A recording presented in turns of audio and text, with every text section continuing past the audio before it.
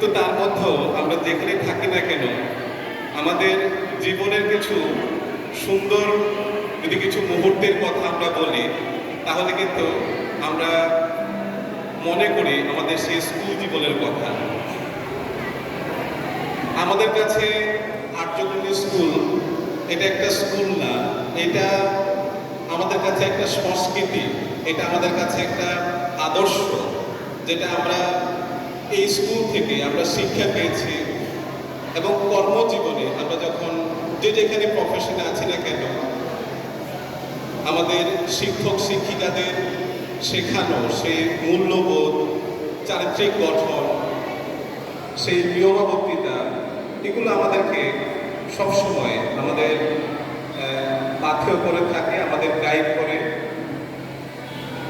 আমরা যখনই মিলিত হই একসাথে বন্ধুরা অনেক বিষয় হয়তো আমরা কথা বলি,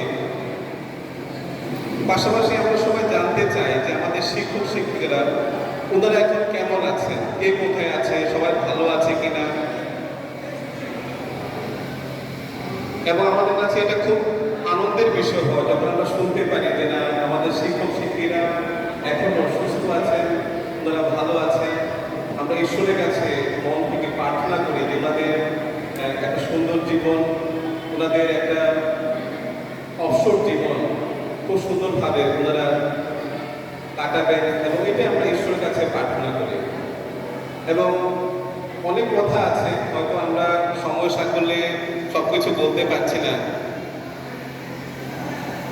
এবং আমাদের কাছে সেই স্কুল জীবনের মুহূর্তগুলো, ফেলে আসা দিনগুলো সত্যি আমাদের এখন আমরা বুঝতে পারি যখন আমরা টিচিং প্রফেশনে গিয়েছি, যখন আমরা শিক্ষক।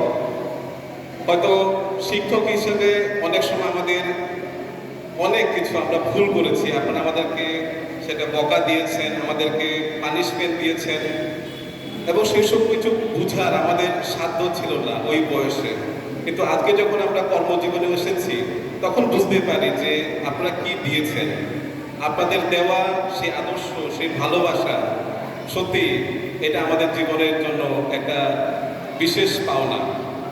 আমরা বুঝতে পারি যে পৃথিবীতে আমাদের প্রথম যে শিক্ষক আমাদের মা, এবং সেই সাথে আমাদের যে দ্বিতীয় আমাদের শিক্ষক আমাদের স্কুল কলেজে যারা আমাদেরকে শিক্ষাদান করেছেন, এবং সেই সাথে আমাদের যে ঈশ্বর আমাদেরকে বানিয়েছে, ভগবান আমাদেরকে বানিয়েছে। তো সেই ঈশ্বরের শিক্ষা, মাঠ থেকে শেখা যে শিক্ষা, এবং সেই সাথে আমাদের গুরু থেকে যে শিক্ষা, এই শিক্ষাগুলো যদি আমরা আমাদের জীবনে পালন করতে পারি, সেগুলোকে মেনে চলতে পারি, আমি মনে করি যে না সত্যি আমরা জীবনটাকে একটা সুন্দরভাবে সাজাতে পারবো। সে যে যেখানেই থাকি না কেন, যে প্রফেশন বা যেই জায়গায় আমরা